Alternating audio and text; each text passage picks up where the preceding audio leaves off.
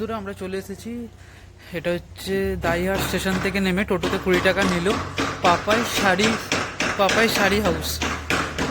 এই দেখো পাপাই শাড়ি হাউস, আর ভেতরে বাবি আছে। তো চলো গিয়ে দেখি কি কি শাড়ি কিনছি, তোমাদেরকে সব কিছু দেখাবো আজকে।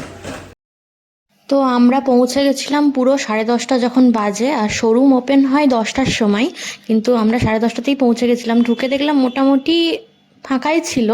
হ্যাঁ, তারপর আস্তে আস্তে আমাদের সিল্কের শাড়ি দরকার ছিল, সেজন্য আমাদের বললো ওপরে চলে যেতে। তো আমরা ওপরে গিয়ে দেখলাম যে সিল্কের শাড়ি কি আছে। তো ওখানে অফার চলে, মানে সারা বছরই বলতে গেলে অফার চলে।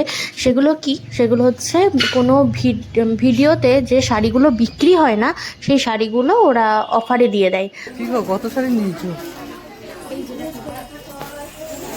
বাপরে, একটা, দুটো, তিনটে, চারটে, পাঁচটা,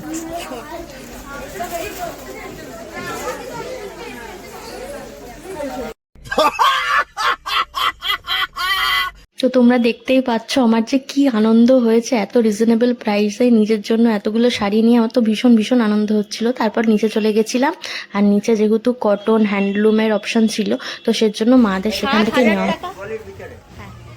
7,000 টাকা শপিং করে ফেলেছি, আর অনেক শাড়ি নিজের জন্যই 4টে হয়ে গেছে, মাদের জন্য তো হয়েছেই। তো আমি ব্যাগ বইতে পারছি না, ওকে পাঠিয়েছি আনার জন্য, আসছে।